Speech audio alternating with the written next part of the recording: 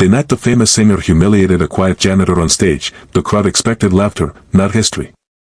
Under blinding lights and roaring cheers, a mop-handled man was pushed forward to sing alone, meant to crack under pressure. No one knew he carried a voice forged in silence, pain, and midnight echoes, a voice about to expose a truth that would leave even the star trembling. What happened next would shatter pride, rewrite destiny, and reveal a note she could never reach. If you believe in kindness, second chances, and the power of hidden talent, please like this video, comment your thoughts, share it with someone who needs hope today, and subscribe to the channel Pure Kindness before the story unfolds.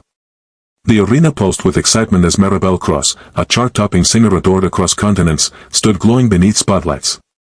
She was known for her flawless performances and icy confidence, a persona sharpened by years of applause. Backstage, the floors gleamed because of one man no one noticed. His name was Elias Rowan, a middle-aged janitor with tired eyes and steady hands, cleaning confetti long after the music faded. Elias arrived before dawn and left after midnight, humming softly to himself while scrubbing away the remnants of other people's dreams. Music was the one thing he kept private, a sacred space born from loss and memory. Sago, life had stolen his family and his career in a single cruel turn, leaving him with nothing but a broom and a broken promise he never dared to speak aloud. That night, Maribel's show was running late, and her mood turned sharp. A technical glitch stalled the band, and restless murmurs rippled through the crowd. In a careless moment meant to amuse herself and assert control, she noticed Elias standing at the edge of the stage, waiting to clean. She waved him forward, the crowd laughing at the sight of a janitor under concert lights. The challenge was framed as harmless fun, a mockery wrapped in applause. Elias felt the heat of thousands of eyes, his heart pounding with old fear and older longing. He had spent years invisible, learning to shrink. Now he stood exposed, carrying a voice he had buried to survive. As the music began, the laughter didn't stop.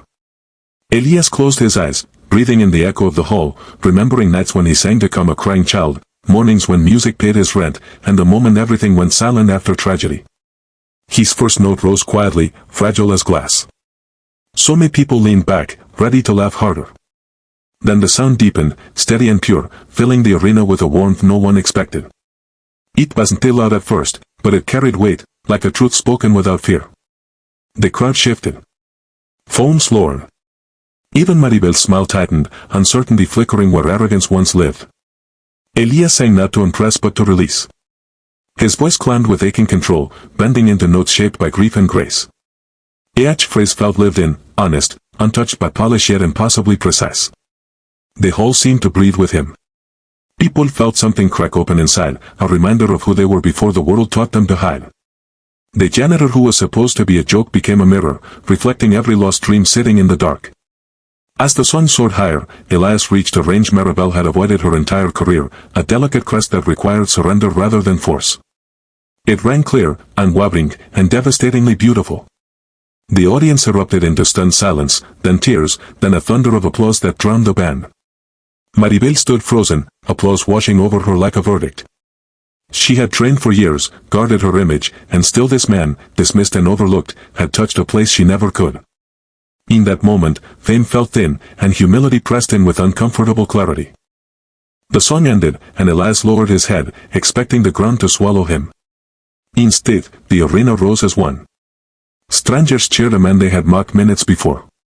Cameras captured Maribel's expression softening, shame mixing with awe. She stepped back, no longer the center of gravity. For the first time in years, she listened. Not to the crowd, but to the meaning of what had just happened. Backstage after the show, offers poured in like rain. Producers, agents, and journalists wanted the janitor with the voice that broke the night. Elias felt overwhelmed, his old instincts telling him to retreat. Yet something had changed. He realized he didn't owe his silence to anyone anymore. Maribel, stripped of her armor, approached him with genuine remorse. The moment wasn't about rivalry, it was about recognition. She acknowledged that talent doesn't ask permission and kindness costs nothing. Elias chose carefully. He accepted mentorship instead of spectacle, healing instead of revenge. He began singing again, not chasing charts but sharing stories. His first small performance sold out, then another, then another. Each stage felt less like a battlefield and more like home. Maribel, changed by the night, used her platform differently, lifting unknown voices instead of laughing at them. The audience noticed.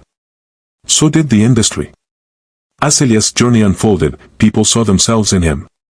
A reminder that the quietest person in the room might carry the strongest song. That humiliation can become a doorway, and humility can save what pride destroys. His voice became a symbol, not of revenge, but of resilience. If this story moved you even a little, please take a moment to like, share, and subscribe to Pure Kindness, because stories like this only travel when hearts carry them forward. And before the ending, I ask you to comment below with one word that describes how this story made you feel. The night ended not with a star losing shine, but with light spreading wider than anyone expected. A janitor sang, a singer learned, and thousands remembered that greatness often waits quietly, mop in hand, until someone dares to listen.